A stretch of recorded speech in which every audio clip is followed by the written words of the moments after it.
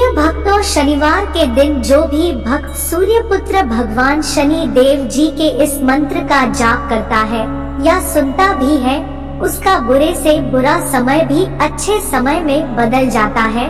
फिर चाहे वह शनि की ढैया हो या साढ़े साती हो, सभी का प्रभाव शनि देव जी बहुत कम कर देते हैं। क्योंकि जिस व्यक्ति की कुंडली में शनि की ढैया या साढ़े साती का प्रभाव चल रहा होता है, वह व्यक्ति चारों तरफ से समस्याओं से गिर जाता है और धन की कमी हो जाती है, अनावश्यक भाग दौड़ बनी रहती है, कर्ज का बोझ बढ़ने लगता है, घर में कलह होने लगती है, धंधा व्यवसाय चौपट होने लगता है, कोर्ट कचहरी के मामले प्रारंभ हो जाते हैं, प्रतिदिन नई नई बीमारियां उत्पन्न होने लगती है। मनुष्य मानसिक, शारीरिक व आर्थिक रूप से बहुत परेशान हो जाता है। कभी कभी तो जिस व्यक्ति के ऊपर शनि की ढैया और साढ़े साती का प्रभाव होता है, वह व्यक्ति मृत्यु तक को भी प्राप्त हो जाता है। कुल मिलाकर ज्योतिषाचार्य का यह कहना है कि शनि की ढैया व साढ़े साती की दशा से खराब दशा कोई नहीं होती है। प्रिय भक्तों, शनि की ढैया व साढ़े साती प्रत्येक मनुष्य के जीवन में कई बार आती है और जब जब यह दशाएं मनुष्य के जीवन में आती है तो मनुष्य को आदि व्याधि से घेर लेती है। प्रिय भक्तों, ज्योतिष आचार्य का तो यहाँ तक कहना है कि जिस व्यक्ति के ऊपर शनि की ढैया या साढ़े साती का प्रभाव चल रहा होता है, वह व्यक्ति अगर अपने हाथ से कोई पशु जैसे गाय, भैंस, बकरी, बैल आदि खरीद कर घर लाए तो वह पशु भी मृत्यु को प्राप्त हो जाता है। प्रिय भक्तों, शनिवार के दिन शनि देव जी के इस मंत्र का जाप करना या सुनना बहुत ही फलदायी होता है। अगर आप उपरोक्त सभी समस्याओं से पीड़ित हैं, भविष्य में इन समस्याओं से बचना चाहते हैं, तो प्रत्येक शनिवार को शनि देव जी के इस मंत्र का जाप अवश्य करना चाहिए। प्रिय भक्तों, शनि देव का यह मंत्र बहुत ही सरल है, उसे कोई भी व्यक्ति जाप कर सकता है। जो भी भक्त शनिदेव का यह मंत्र जाप करता है या सुनता है, वह कभी भी उपरोक्त समस्याओं से पीड़ित नहीं हो सकता है, उसका जीवन सुख में व्यतीत होता है। प्रिय भक्तों, आई सच्चे मन से सूर्यपुत्र शनिदेव जी महाराज का यह दिव्य मंत्र सुनते हैं। लेकिन उससे पहले अगर आप भी चाहते हैं कि शनि देव जी महाराज की कृपा आप पर सदा बनी रहे, तो इस वीडियो को दिल से एक लाइक अवश्य करें और आगे भी ऐसे ही वीडियो देखने के लिए हमारे चैनल आस्था ज्ञान को सब्सक्राइब करके कमेंट में ओम शनि देव नमः लिखना बिल्कुल ना भूले। प्यारे भक्तों, मंत्र यह है। ओम नीलांजनं समाभासं रविपुत्रं यमाग्रजं छायामारुतण्डसम्भुतं तं नमामि शनैश्चरम्। ॐ नीलांजनं समाभासं रविपुत्रं यमाग्रजं छायामारुतण्डसम्भुतं तं नमामि शनैश्चरम्। ॐ नीलांजनं समाभासं रविपुत्रं यमाग्रजं छायामारुतण्डसम्भुतं तं नमामि शनैश्चरम्। ॐ नीलांजनं समाभासं रविपुत्रं यमाग्रजं छायामारुतण्डसम्भुतं तं नमामि शनैश्चरम्। ॐ नीलांजनं समाभासं रविपुत्रं यमाग्रजं छायामारुतण्डसम्भुतं तं नमामि शनैश्चरम्। ॐ नीलांजनं समाभासं रविपुत्रं यमाग्रजं छायामारुतण्डसम्भुतं तं नमामि शनैश्चरम्। ॐ नीलांजनं समाभासं रविपुत्रं यमाग्रजं छायामारुतण्डसम्भुतं मारुतण्डसम्भुतं तं नमामि शनैश्चरम्। ॐ नीलाञ्जनं समाभासं रविपुत्रं यमाग्रजं छायामारुतण्डसम्भुतं तं नमामि शनैश्चरम्। ॐ नीलाञ्जनं समाभासं रविपुत्रं यमाग्रजं छायामारुतण्डसम्भुतं तं नमामि शनैश्चरम्। ॐ नीलाञ्जनं समाभासं रविपुत्रं यमाग्रजं छायामारुतण्डसम्भुतं तं नमामि शनैश्चरम्। ॐ नीलाञ्जनं समाभासं रविपुत्रं यमाग्रजं छायामारुतण्डसम्भुतं तं नमामि शनैश्चरम्। ॐ नीलाञ्जनं समाभासं रविपुत्रं यमाग्रजं छायामारुतण्डसम्भुतं तं नमामि शनैश्चरम्। ॐ नीलाञ्जनं समाभासं रविपुत्रं यमाग्रजं छायामारुतण्डसम्भुतं तं नमामि शनैश्चरम्। ॐ नीलाञ्जनं समाभासं रविपुत्रं यमाग्रजं छायामारुतण्डसम्भुतं तं नमामि शनैश्चरम्।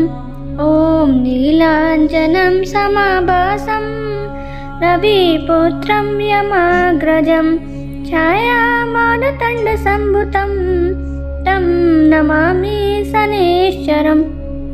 ॐ नीलाञ्जनं समाभासं रविपुत्रं यमाग्रजं छायामारुतण्डसम्भुतं तं नमामि शनैश्चरम्। ॐ नीलाञ्जनं समाभासं रविपुत्रं यमाग्रजं छायामारुतण्डसम्भुतं तं नमामि शनैश्चरम्। ॐ नीलाञ्जनं समाभासं रविपुत्रं यमाग्रजं छायामारुतण्डसम्भुतं तं नमामि शनैश्चरम्। ॐ नीलाञ्जनं समाभासं रविपुत्रं यमाग्रजं छायामारुतण्डसम्भुतं तं नमामि शनैश्चरम्। ॐ नीलाञ्जनं समाभासं रविपुत्रं यमाग्रजं छायामारुतण्डसम्भुतं तं नमामि शनैश्चरम्। ॐ नीलाञ्जनं समाभासं रविपुत्रं यमाग्रजं छायामारुतण्डसम्भुतं तं नमामि शनैश्चरम्। ॐ नीलाञ्जनं समाभासं रविपुत्रं यमाग्रजं छायामारुतण्डसम्भुतं तं नमामि शनैश्चरम्। ॐ नीलाञ्जनं समाभासं रविपुत्रं यमाग्रजं छायामारुतण्डसम्भुतं तं नमामि शनैश्चरम्। ॐ नीलाञ्जनं समाभासं रविपुत्रं यमाग्रजं छायामारुतण्डसम्भुतं तं नमामि शनैश्चरम्। ॐ नीलाञ्जनं समाभासं रविपुत्रं यमाग्रजं छायामारुतण्डसम्भुतं तं नमामि शनैश्चरम्। ॐ नीलाञ्जनं समाभासं रविपुत्रं यमाग्रजं छायामारुतण्डसम्भुतं तं नमामि शनैश्चरम्। ॐ नीलाञ्जनं समाभासं रविपुत्रं यमाग्रजं छायामारुतण्डसम्भुतं तं नमामि शनैश्चरम्। ॐ नीलाञ्जनं समाभासं रविपुत्रं यमाग्रजं छायामारुतण्डसम्भुतं तं नमामि शनैश्चरम्।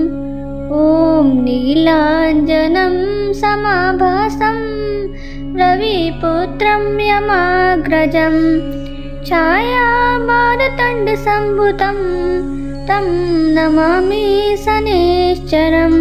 ॐ नीलाञ्जनं समाभासं रविपुत्रं यमाग्रजं छायामारुतण्डसम्भुतं तं नमामि शनैश्चरम्। ॐ नीलाञ्जनं समाभासं रविपुत्रं यमाग्रजं छायामारुतण्डसम्भुतं तं नमामि शनैश्चरम्। ॐ नीलाञ्जनं समाभासं रविपुत्रं यमाग्रजं छायामारुतण्डसम्भुतं तं नमामि शनैश्चरम्। ॐ नीलाञ्जनं समाभासं रविपुत्रं यमाग्रजं छायामारुतण्डसम्भुतं तं नमामि शनैश्चरम्। ॐ नीलाञ्जनं समाभासं रविपुत्रं यमाग्रजं छायामारुतण्डसम्भुतं तं नमामि शनैश्चरम्। ॐ नीलाञ्जनं समाभासं रविपुत्रं यमाग्रजं छायामारुतण्डसम्भुतं तं नमामि शनैश्चरम्। ॐ नीलाञ्जनं समाभासं रविपुत्रं यमाग्रजं छायामारुतण्डसम्भुतं तं नमामि शनैश्चरम्। ॐ नीलाञ्जनं समाभासं रविपुत्रं यमाग्रजं छायामारुतण्डसम्भुतं तं नमामि शनैश्चरम्। ॐ नीलाञ्जनं समाभासं रविपुत्रं यमाग्रजं छायामारुतण्डसम्भुतं तं नमामि शनैश्चरम्। ॐ नीलाञ्जनं समाभासं रविपुत्रं यमाग्रजं छायामारुतण्डसम्भुतं तं नमामि शनैश्चरम्। ॐ नीलाञ्जनं समाभासं रविपुत्रं यमाग्रजं छायामारुतण्डसम्भुतं तं नमामि शनैश्चरम्। ॐ नीलाञ्जनं समाभासं रविपुत्रं यमाग्रजं छायामारुतण्डसम्भुतं तं नमामि शनैश्चरम्। ॐ नीलाञ्जनं समाभासं रविपुत्रं यमाग्रजं छायामारुतण्डसम्भुतं तं नमामि शनैश्चरम्। ॐ नीलाञ्जनं समाभासं रविपुत्रं यमाग्रजं छायामारुतण्डसम्भुतं तं नमामि शनैश्चरम्। ॐ नीलाञ्जनं समाभासं रविपुत्रं यमाग्रजं छायामारुतण्डसम्भुतं तं नमामि शनैश्चरम्। ॐ नीलाञ्जनं समाभासं रविपुत्रं यमाग्रजं छायामारुतण्डसम्भुतं तं नमामि शनैश्चरम्। ॐ नीलाञ्जनं समाभासं रविपुत्रं यमाग्रजं छायामारुतण्डसम्भुतं तं नमामि शनैश्चरम्। ॐ नीलाञ्जनं समाभासं रविपुत्रं यमाग्रजं छायामारुतण्डसम्भुतं तं नमामि शनैश्चरम्। ॐ नीलाञ्जनं समाभासं रविपुत्रं यमाग्रजं छायामारुतण्डसम्भुतं तं नमामि शनैश्चरम्। ॐ नीलाञ्जनं समाभासं रविपुत्रं यमाग्रजं छायामारुतण्डसम्भुतं तं नमामि शनैश्चरम्। ॐ नीलाञ्जनं समाभासं रविपुत्रं यमाग्रजं छायामारुतण्डसम्भुतं तं नमामि शनैश्चरम्। ॐ नीलाञ्जनं समाभासं रविपुत्रं यमाग्रजं छायामारुतण्डसम्भुतं तं नमामि शनैश्चरम्। ॐ नीलाञ्जनं समाभासं रविपुत्रं यमाग्रजं छायामारुतण्डसम्भुतं तं नमामि शनैश्चरम्। ॐ नीलाञ्जनं समाभासं रविपुत्रं यमाग्रजं छायामारुतण्डसम्भुतं तं नमामि शनैश्चरम्।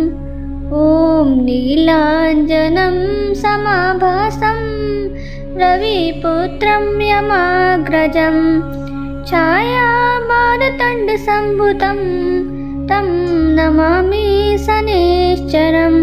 ॐ नीलाञ्जनं समाभासं रविपुत्रं यमाग्रजं छायामारुतण्डसम्भुतं तं नमामि शनैश्चरम्। ॐ नीलाञ्जनं समाभासं रविपुत्रं यमाग्रजं छायामारुतण्डसम्भुतं तं नमामि शनैश्चरम्। ॐ नीलाञ्जनं समाभासं रविपुत्रं यमाग्रजं छायामारुतण्डसम्भुतं तं नमामि शनैश्चरम्। ॐ नीलाञ्जनं समाभासं रविपुत्रं यमाग्रजं छायामारुतण्डसम्भुतं तं नमामि शनैश्चरम्। ॐ नीलाञ्जनं समाभासं रविपुत्रं यमाग्रजं छायामारुतण्डसम्भुतं तं नमामि शनैश्चरम्। ॐ नीलाञ्जनं समाभासं रविपुत्रं यमाग्रजं छायामारुतण्डसम्भुतं तं नमामि शनैश्चरम्। ॐ नीलाञ्जनं समाभासं रविपुत्रं यमाग्रजं छायामारुतण्डसम्भुतं तं नमामि शनैश्चरम्।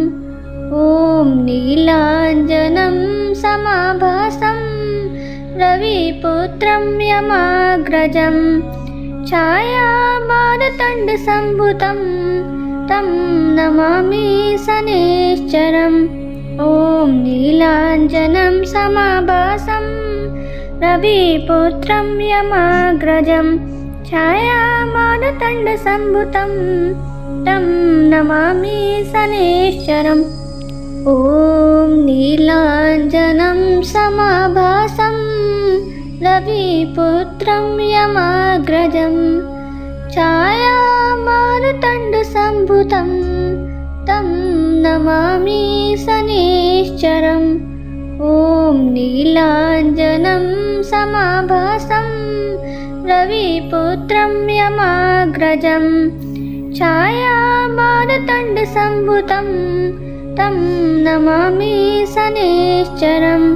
ॐ नीलाञ्जनं समाभासं रविपुत्रं यमाग्रजं छायामारुतण्डसम्भुतं तं नमामि शनैश्चरम्। ॐ ॐ नीलाञ्जनं समाभासं रविपुत्रं यमाग्रजं छायामारुतण्डसम्भुतं तं नमामि शनैश्चरम् ॐ नीलाञ्जनं समाभासं रविपुत्रं यमाग्रजं छायामारुतण्डसम्भुतं तं नमामि शनैश्चरम् ॐ नीलाञ्जनं समाभासं रविपुत्रं यमाग्रजं छायामारुतण्डसम्भुतं तं नमामि शनैश्चरम् ॐ नीलाञ्जनं समाभासं रविपुत्रं यमाग्रजं छायामारुतण्डसम्भुतं तं नमामि शनैश्चरम् ॐ नीलाञ्जनं समाभासं रविपुत्रं यमाग्रजं छायामारुतण्डसम्भुतं तं नमामि शनैश्चरम् ॐ नीलाञ्जनं समाभासं रविपुत्रं यमाग्रजं छायामारुतण्डसम्भुतं तं नमामि शनैश्चरम् ॐ नीलाञ्जनं समाभासं रविपुत्रं यमाग्रजं छायामारुतण्डसम्भुतं तं नमामि शनैश्चरम् ॐ नीलाञ्जनं समाभासं रविपुत्रं यमाग्रजं छायामारुतण्डसम्भुतं तं नमामि शनैश्चरम् ॐ नीलाञ्जनं समाभासं रविपुत्रं यमाग्रजं छायामारुतण्डसम्भुतं तं नमामि शनैश्चरम् ॐ नीलाञ्जनं समाभासं रविपुत्रं यमाग्रजं छायामारुतण्डसम्भुतं तं नमामि शनैश्चरम् ॐ नीलाञ्जनं समाभासं रविपुत्रं यमाग्रजं छायामारुतण्डसम्भुतं तं नमामि शनैश्चरम् ॐ नीलाञ्जनं समाभासं रविपुत्रं यमाग्रजं छायामारुतण्डसम्भुतं तं नमामि शनैश्चरम् ॐ नीलाञ्जनं समाभासं रविपुत्रं यमाग्रजं छायामारुतण्डसम्भुतं तं नमामि शनैश्चरम् ॐ नीलाञ्जनं समाभासं रविपुत्रं यमाग्रजं छायामारुतण्डसम्भुतं तं नमामि शनैश्चरम् ॐ नीलाञ्जनं समाभासं रविपुत्रं यमाग्रजं छायामारुतण्डसम्भुतं तं नमामि शनैश्चरम् ॐ नीलाञ्जनं समाभासं रविपुत्रं यमाग्रजं छायामारुतण्डसम्भुतं तं नमामि शनैश्चरम् ॐ नीलाञ्जनं समाभासं रविपुत्रं यमाग्रजं छायामारुतण्डसम्भुतं तं नमामि शनैश्चरम् ॐ नीलाञ्जनं समाभासं रविपुत्रं यमाग्रजं छायामारुतण्डसम्भुतं तं नमामि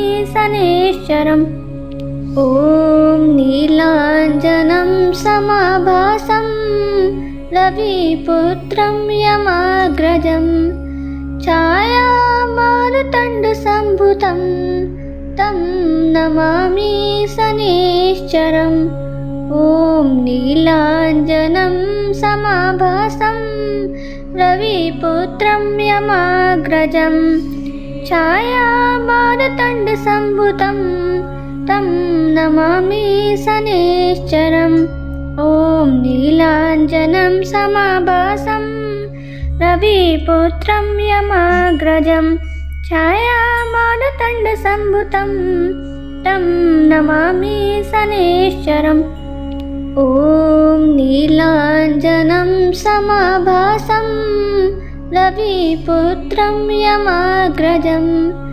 छायामार्तण्डसम्भुतं तं नमामि शनैश्चरम् ॐ नीलाञ्जनं समाभासं रविपुत्रं यमाग्रजं छायामार्तण्डसम्भुतं तं नमामि शनैश्चरम् ॐ नीलाञ्जनं समाभासं रविपुत्रं यमाग्रजं छायामार्तण्डसम्भुतं तं नमामि शनैश्चरम् ॐ नीलाञ्जनं समाभासं रविपुत्रं यमाग्रजं छायामार्तण्डसम्भुतं तं नमामि शनैश्चरम् ॐ नीलाञ्जनं समाभासं रविपुत्रं यमाग्रजं छायामार्तण्डसम्भुतं तं नमामि शनैश्चरम् ॐ नीलाञ्जनं समाभासं रविपुत्रं यमाग्रजं छायामार्तण्डसम्भुतं तं नमामि शनैश्चरम् ॐ नीलाञ्जनं समाभासं रविपुत्रं यमाग्रजं छायामार्तण्डसम्भुतं तं नमामि शनैश्चरम् ॐ नीलाञ्जनं समाभासं रविपुत्रं यमाग्रजं छायामार्तण्डसम्भुतं तं नमामि शनैश्चरम् ॐ नीलाञ्जनं समाभासं रविपुत्रं यमाग्रजं छायामार्तण्डसम्भुतं तं नमामि शनैश्चरम् ॐ नीलाञ्जनं समाभासं रविपुत्रं यमाग्रजं छायामार्तण्डसम्भुतं तं नमामि शनैश्चरम् ॐ नीलाञ्जनं समाभासं रविपुत्रं यमाग्रजं छायामार्तण्डसम्भुतं तं नमामि शनैश्चरम् ॐ नीलाञ्जनं समाभासं रविपुत्रं यमाग्रजं छायामार्तण्डसम्भुतं तं नमामि शनैश्चरम् ॐ नीलाञ्जनं समाभासं रविपुत्रं यमाग्रजं छायामार्तण्डसम्भुतं तं नमामि शनैश्चरम् ॐ नीलाञ्जनं समाभासं रविपुत्रं यमाग्रजं छायामार्तण्डसम्भुतं तं नमामि शनैश्चरम् ॐ नीलाञ्जनं समाभासं रविपुत्रं यमाग्रजं छायामार्तण्डसम्भुतं तं नमामि शनैश्चरम् ॐ नीलाञ्जनं समाभासं रविपुत्रं यमाग्रजं